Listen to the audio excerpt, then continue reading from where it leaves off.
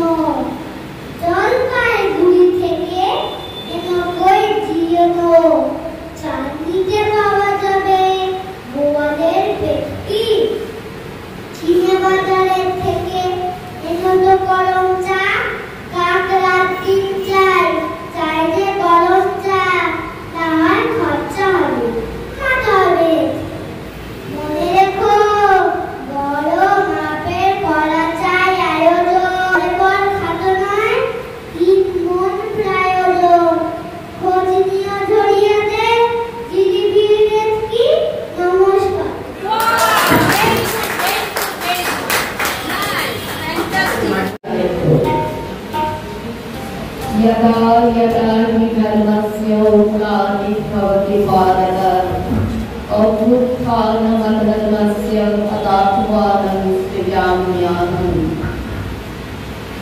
সাম্রাজ্যবাদী শাসন শোষণে জর্জরিত অর্ধভ্রষ্ট ভারতবাসীর জীবনে ঊনবিংশ শতক এক মহা সন্ধিক্ষণ।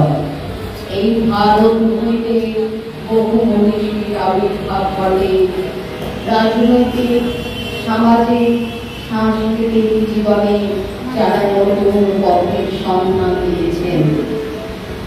এমনই এক মহাজীবন রবীন্দ্রনাথ ঠাকুর, যিনি ভারত ভূমি তথা বিশ্বভূমিকে এক মহামিলনের পথের দিশা দেখিয়েছেন। এই মহাজীবনের আবির্ভাবের পূর্বক্ষণে দিকে রোমাঞ্চ জাগে, সমগ্র প্রকৃতিতে জাগে পুলক।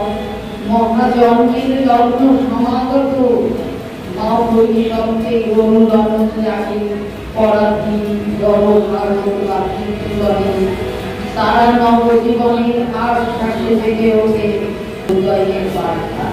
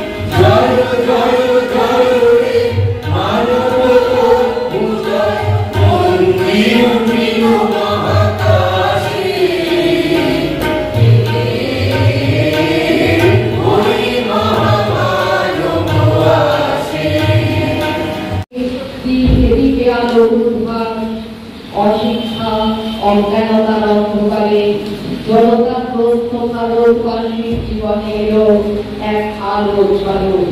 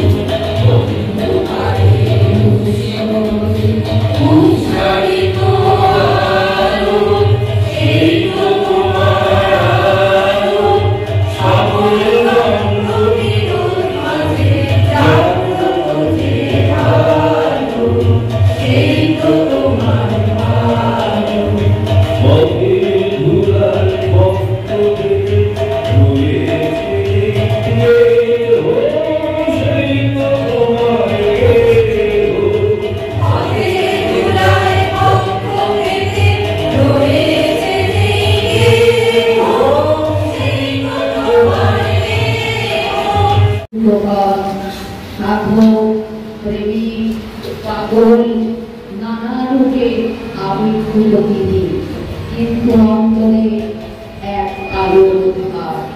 তিনি সদানন্দ, জরাজীর্ণ জীর্ণ জাতির জীবনে আবির্ভূত হলেন সেই আলোকময় সত্তা, যিনি সমগ্র বিশ্ব মাঝারে প্রচার করবেন আনন্দের বার্তা, প্রেমের বার্তা। তিনি হলেন আমাদের প্রাণের ঠাকুর রবি ঠাকুর।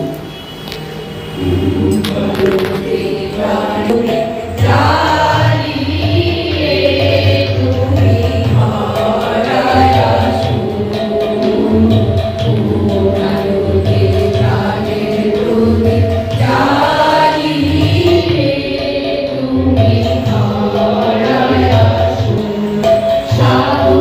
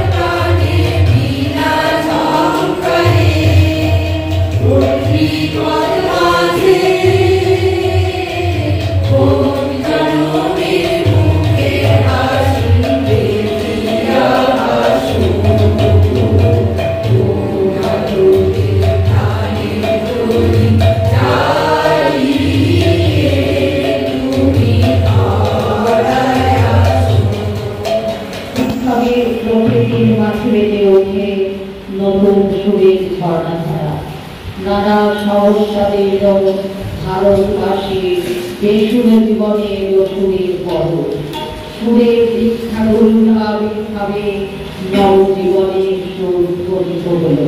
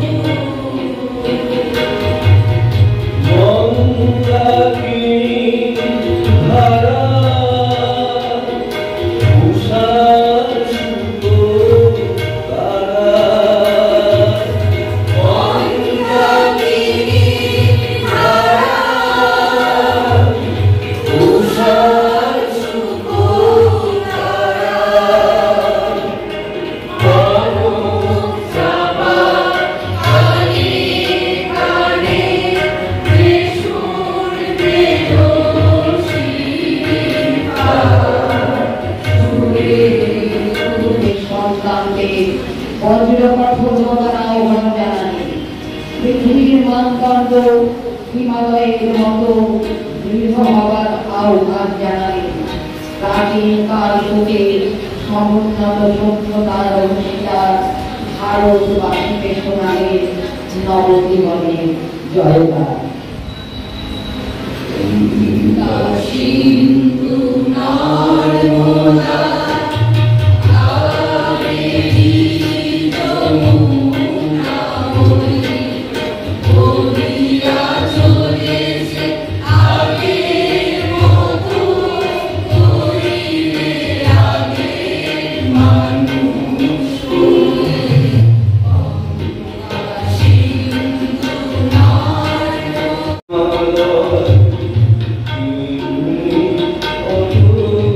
Oh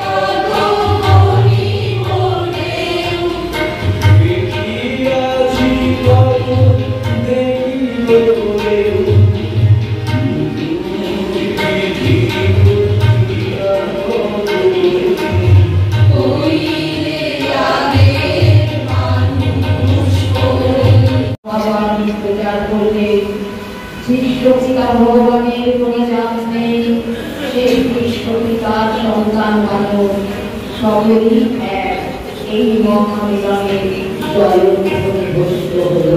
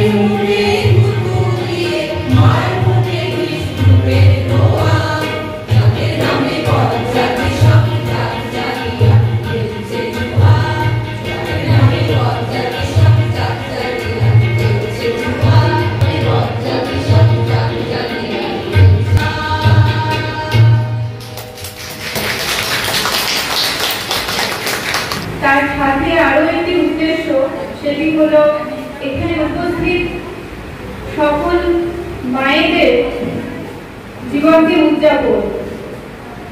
এক্ষুনি আমরা একটি খুব সুন্দর উপস্থাপনা দেখলাম, যেসব মায়েরা তাদের সংসারকে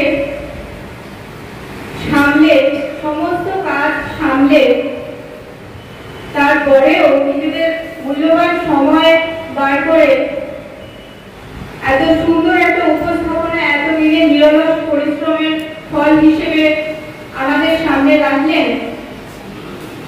তার জন্য আমি তাদেরকে বিশেষ ধন্যবাদ জানাই এবং তাদের প্রতি আমার নিবেদন, আজকের কবিগুরু রবীন্দ্রনাথ ঠাকুরের কবিতার নাম কল্যাণী। বিরল তোমার ভবৎখানি পুষ্প কানন মাঝে, হে কল্যাণী নিত্য আছো আপন গৃহ কাজে। বাইরে তোমার আগ্ন শাখে স্নিগ্ধ রবে কোকিল ডাকে, ঘরে শিশু কলধ্বনি আকুল হর্ষ ভরে। সর্বশেষের গানটি আমার আছে তোমার তরে, প্রভাত আসে তোমার গানে পূজার সাজে ভরি, সন্ধ্যা আসে সন্ধ্যারতির বরণ তালা ধরি। সদা তোমার ঘরের কাছে নীরব এক শঙ্খ বাজে, কাঁকুর দুটির মঙ্গলে গীত উঠে মধুর স্বরে। সর্বশেষের গানটি আমার আছে তোমার তরে। সুধা স্নিগ্ধ হৃদয় খানি হাসে চোখের করে। সর্বশেষের গানটি আমার আছে তোমার তরে। তোমার নাহি শীত নাকি বসন্ত জরাও কি যৌবন, সর্ব ঋতু সর্বকালে তোমার সিংহাসন। নিভে নাম প্রদীপ তব পুষ্প তোমার নিত্য নব। অচলা শ্রী তোমায় ঘেরি চির বিরাজ করে। সর্বশেষের গানটি আমার আছে তোমার তরে। নদীর মতো এসেছিলে গিরিশিখর হতে, নদীর মতো সাগর পানে চলো অবাধ স্রোতে। একটি গৃহে পড়ছে লেখা সেই প্রভাতের গভীর রেখা। দীপ্ত শীতের পূর্ণ শীতল তীর্থস্থলীর মাঝে আমার কাব্যকুঞ্জ বনে কত অধীর সমীরণে কত যে ফুল কত আকুল মুকুল খসে পড়ে। সর্বশেষের শ্রেষ্ঠ যে গান সে গান আছে তোমার তরে।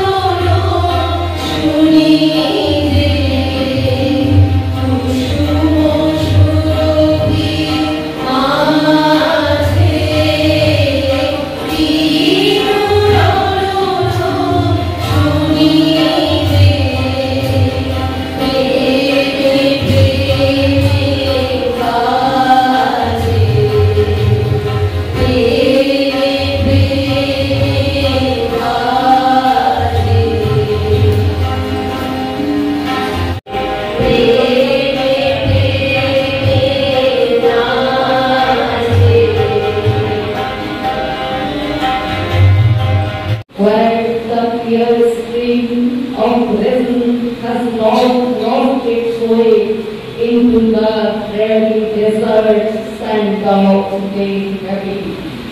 Where the mind is laid forward by thee into ever-widening thought and action. আপন প্রাঙ্গণ তলে দিবস সর্বরি বসুন্ধরে রাখে নাই খণ্ড পবিত্র করি।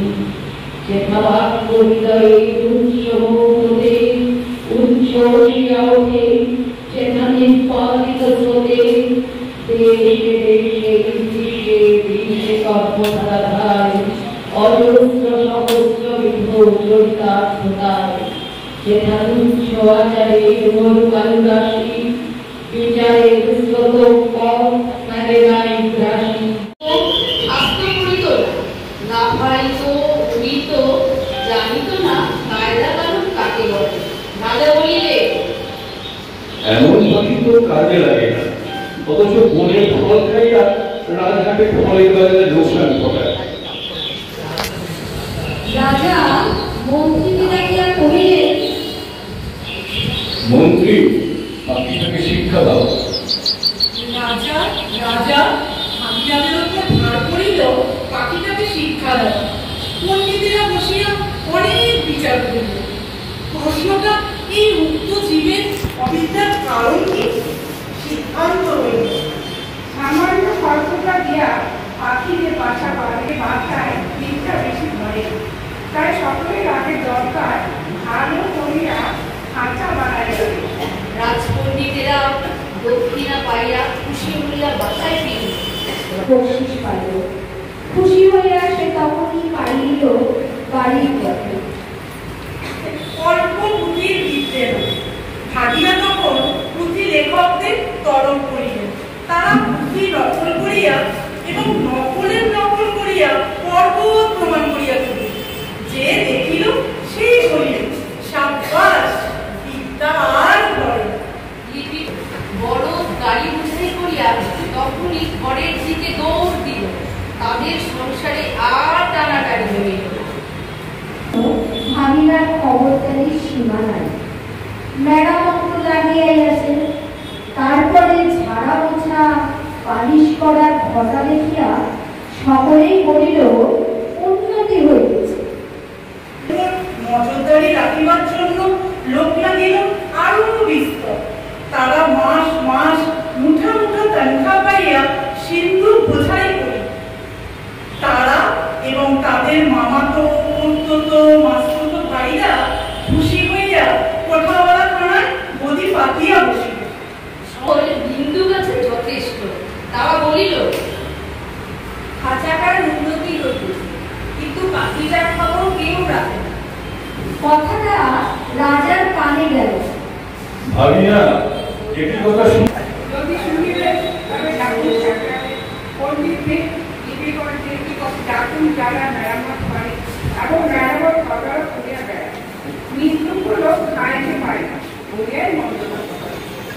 জবাব শুনিয়া রাজা অবস্থাটা পরিষ্কার বুঝিলেন। আর তখনই ভাগিনাদের গলায় সোনার হার চড়িল। শিল গাছে অগ্নি বাজিল শাঁখ, ঘণ্টা। মহারাজ কাণ্ডটা দেখিতেছে, আশ্চর্য, শব্দ বড় কম নয়। শুধু শব্দ নয়, পিছনে অর্থও কম নাই। রাজা খুশি হইয়া দেউরি পার হইয়া যেই ঘাটিতে উঠিবে, এমন সময় ইন্দু ছিল ঝোপের মধ্যে কাটাকাটি। সে বলিয়া উঠিল, মহারাজ, পাখিটাকে দেখ। মনে তো ছিল না পাখিটাকে রাজা হয় নাই। ফিরিয়া আসিয়া পণ্ডিতকে বলিলেন, পাখিকে তোমরা কেমন শেখাও তার কায়দাটা দেখা যায়। পানি নাই, কেবল রাশি রাশি পাতা ছিঁড়িয়া কলমে ডগা দিয়া পাখির মুখের মধ্যে ঠাসা হইতেছে। গান তো বন্ধই, চিৎকার করিবার ফাঁকটুকু পর্যন্ত বোঝা। দেখিলে শরীরে রোমাঞ্চ হয়। এবারে রাজা হাতিতে চলিবার সময় কানমোড়া সর্দারকে বলিয়া দিলেন, নিন্দুকে সকালবেলার আলো থেকে পাখি যায় আর অন্যায় রকমের পাখা ঝটপট করে। এমনকি একদিন দেখা যায় যে তার রোগার মুখ দিয়া খাঁচার শলা কাটিবার চেষ্টায় আছে। কোতোয়াল বলিল, এ কি বেয়াদবি? তখন শিক্ষা মহলে হাপড় হাতুড়িয়া লইয়া কামার আসিয়া আছে। কি দমাদ্দম পিটুরি, লোহার শিকল তৈরি হইল। পাখির ডানাও গেল পাখি। রাজার সম্মতিরা মুখ হাড়ি করিয়া মাথা নাড়িয়া বলিল, এ রাজ্যে পাখিদের যে কেবল আক্কেল নাই তা নয়, কৃতজ্ঞতাও নাই। তখন পণ্ডিতেরা এক হাতে কলম এক হাতে সরকি লইয়া এমনি কাণ্ড করিল যাকে বলে শিক্ষা। কামারের পশার বাড়িয়া কামার বিন্দির গায়ে সোনা দানা ছিল এবং কোতোয়ালের হুঁশিয়ারি দেখিয়া রাজা তাকে শিরোপা দিলেন। পাখিটা মরিল কোন কালে যে কেউ তো আর কি গান গায়, দানা না পাইলে আর কি চেঁচায়। একবার পাখিটাকে আনন্দ দেখি। পাখি আসিল, সঙ্গে ঘোর কতোয়াল আসিল, পাইক আসিল, ঘোর সবার আসিল। রাজা পাখিটাকে টিপিলেন। সে হাঁ করিল না, মুখ করিল না, কেবল তার পেটের মধ্যে পুঁথি শুকনো পাতা খসখস গজগজ করিতে লাগল। বাহিরে নববসন্তের দক্ষিণ হাওয়ায় কিশোরয়গুলি দীর্ঘ নিঃশ্বাসে মুখরিত বনের আকাশ আকুল করিয়া দিল। লজ্জা দিয়ে সজ্জা দিয়ে দিয়ে আবরণ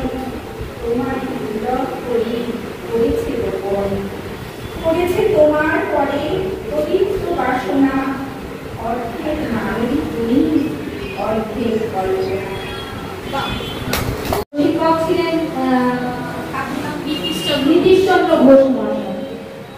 তো তার কাছে আমি আমার প্রাণায়ামের হাতে ধরি। আমরা এখানে যারা আছি সবাই তার কাছ থেকেই শিখেছি প্রাণায়াম, তো সবটা ওনার কাছ থেকেই শেখা, ওনার কাছ থেকে ধীরে ধীরে নিজেরা আয়ত্ত করেছি। তারপরে উনি অসুস্থ হয়ে পড়েন এবং কি ছেড়ে দেন। তো ছেড়ে দেওয়ার সময় আমাকে বললেন যে এখন থেকে ক্লাসটা তুমি করো। তো সেই থেকে আমরা সবাই মিলে ভূমিকর মধ্যে তো আর আমি একা করতে পারি না, এদের সহযোগিতা ছাড়া। তো এদের সবাইকে নিয়ে আমার শুরু হলো আমার যোগ, আমার প্রাণায়াম ক্লাস। তো তার মধ্যে তো বৌদি অনেকদিন বাইরে ছিলেন, আবার আসেন আবার চলে যান, যার ফলে বৌদির ঘরেই হচ্ছিল, কিন্তু সেটা শিফট হয়ে যায় আমার ঘরে। খুবই ছোট জায়গা, খুবই অল্প পরিসর, তার মধ্যেও আমরা সবাই যেহেতু মোটামুটি মানে খুব কাছে হয়ে গেছি, তাই আমরা এটাকে চালিয়ে দিতে পারছি ছোট জায়গাতে। বড় হলে আর একটু ভালো হয়, হাত পা ছড়িয়ে আমরা একটু জ্ঞানগুলো করতে পারি, তাহলে শুধু প্রাণায়ামটা ভালো ভালো হয় আর জ্ঞানটা খুবই অল্প করে হয়, তবুও হয়। তো এই তত্ত্ববশী গ্রুপে আমি রিসেন্ট একটা সার্টিফিকেট পতঞ্জল যোগ শিক্ষা সমিতি থেকে আমি একটা সার্টিফিকেট কোর্স করেছি। তো এখানে আমি কাকুকে ক্লাসটা চালিয়ে নিয়ে যেতে সব রকম রোগের থেকে কিভাবে মানুষ উদ্ধার পাবে, যে কোনো রকম ডিপ্রেশন থেকে, যে কাকুরা বললো যে আজকে এত ধর্মের বিদ্বেষ, এত জাতি বিদ্বেষ, এত কিছু, এত হানাহানি, এত কিছু, তো এই সব থেকে মানুষ মানসিকভাবে কেউ ভালো নেই, কেউ সুস্থ নেই। তো সেই জন্য শারীরিক রোগ এবং মানসিক অসুস্থতা, অস্থিরতা, কামনেস চলে গেছে মানুষের মধ্যে থেকে, যে সেই শান্তি সেটা চলে গেছে, রাতে ভালো ঘুমোতে পারে না, প্রেশার, সুগার, আর্থারাইটিস, কি রোগ নেই মানুষের মধ্যে, অত ডাক্তারও দেখিয়ে যাচ্ছে, কিন্তু কিছু উপকার হচ্ছে না। রোগ আমরা ছোটবেলায় জানতাম সেরে যায় ওষুধ খেলে, কিন্তু এখন দেখছি যে ওষুধ খেলে রোগ সারে না, ওষুধ আরো বাড়ে এবং একটা ওষুধ দিয়ে শুরু করে 10টা ওষুধে পৌঁছে যায়। এইভাবেই আমাদের অসুস্থ জীবন চলছে।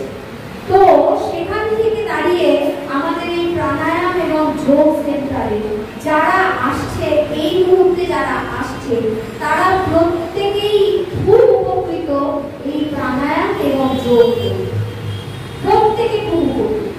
কিছু না কিছু প্রবলেম তাদের অনেকটাই ঠিক হয়ে গেছে, তারা এখন মানসিকভাবে প্রচন্ড শক্তিশালী হয়ে গেছে, তারা এখন হাসতে পারে, তারা এখন ডিপ্রেশন কাটিয়ে উঠিয়েছে, খুব সুন্দরভাবে তাদের জীবন চলছে।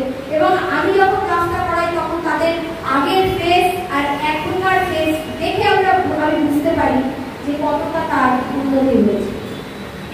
এরকম তত্ত্ববশীর মতো অনেক গ্রুপ আছে খর্দা শত্রু সেন্টারে। আমার যেটা বক্তব্য সেটা হচ্ছে, আমরা যেখানে পৌঁছে গেছি সেখানে দৌড়ে ছুটে জগিং করে কিছু করে করা, সুস্থ থাকার কোনো জায়গায় নেই। সেই জন্য ঘরে বসেও যেটা করা যায় সেটা হচ্ছে প্রাণায়াম। ঋষি পতঞ্জল তার বইতে যা যা যোগ দর্শনে যা যা বলে আছে সেগুলো আমাদের স্বামী রামদেবজি সুন্দরভাবে লিখে দিয়ে গেছে। তো সেই মতন দেখিয়েছে, আস্থা চ্যানেলে সবসময় উনি দেখাচ্ছেন এবং ফেসবুকেও এখন আসছে। কিন্তু যে কোনো শিক্ষায় একটা গুরু লাগে, তাই জন্য গুরুর মাধ্যমেই এগুলো শিখতে হয়। তো সবাইকেই বলবো যে যে প্রফেশনেই থাকুন না কেন, ক্রিয়েই থাকুন না কেন, আমার মনে হয় যে অন্তত ঘরে বসে প্রাণায়ামটা করতে পারে। প্রাণায়ামটা অবশ্যই করবেন, তাহলে শরীর এবং মন দুটোই সুস্থ থাকবে। রাতে শান্তিতে সারাদিন খুব এনজয় করে কাজটা করতে পারবেন। নাহলেই ওই মাছ বেশি নিয়ে আসলেই 12টার সময় সংগ্রাম হয়ে যাবে, এখন এই এত বেলায় কেন মাছ এনেছেন, এখন আমি করতে পারবো না, আমার কাজের লোক চলে গেছে, নয় কাজের লোক আসেনি, হাত পাতা ঘর বসতে পারবো না, বাসন আনতে পারবো না। এসব শরীরটাকে সুস্থ করা যায়, তাহলে অ্যাটলিস্ট আমরা মানসিকভাবে ভীষণ ভীষণ ভালো থাকবো। সেই জন্য সবাইকে বলছি, যার যার কাছে যে কোনো সেন্টারে গিয়ে শিখে নিয়ে বাড়িতে বসে প্র্যাকটিস করুন, আরামসে প্রাণায়াম করুন, প্রাণ ভরে তাজা নিঃশ্বাস নিন, ফুসফুস এনার্জেটিক ফিল করেন এবং আপনি কত কাজ করতে পারছেন, সবসময় হাসি খুশি এবং রাতে নিশ্চিন্তে ঘুরতে পারছেন। ধন্যবাদ।